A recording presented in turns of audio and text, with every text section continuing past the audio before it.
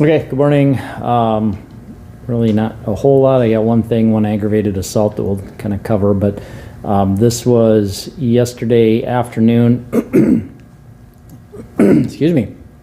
It was an aggravated assault call. We had a guy was inside his vehicle and he had stopped at 8th Street and Main Avenue. We had a guy that was panhandling on that corner and approached the man in the vehicle and asked for some money.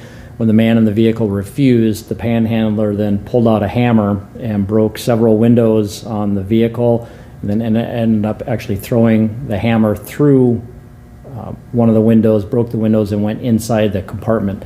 There's two guys in there. The driver ended up chasing the panhandler, and then they called police. No injuries related to that, and we ended up finding the suspect. He was arrested for aggravated assault and intentional damage to property. The officer did note that he appeared to be under the influence. I don't know, I think they suspected some drug use, but I don't know exactly what that was. But that was the panhandler? The panhandler, right, yeah.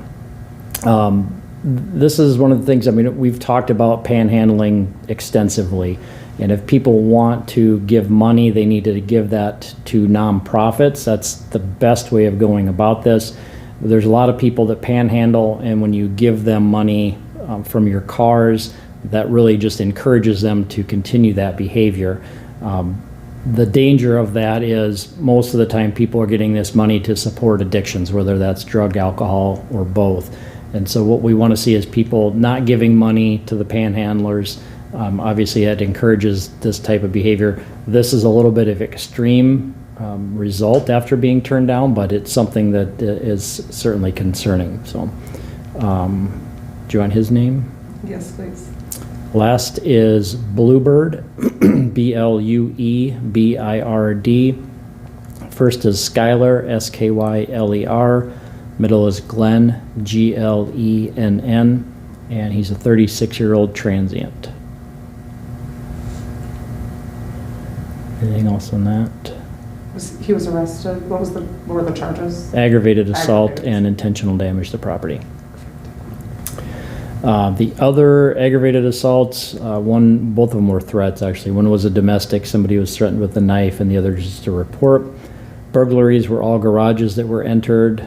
Nothing out of the disorderlies. The embezzlement were the reports. Same thing with frauds and larcenies. Nothing suspicious with the unattended death. There's one sex offense, that's a report, no arrests on that.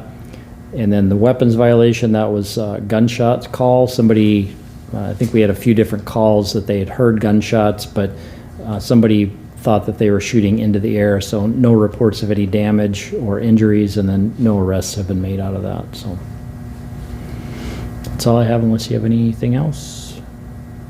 Okay, thanks.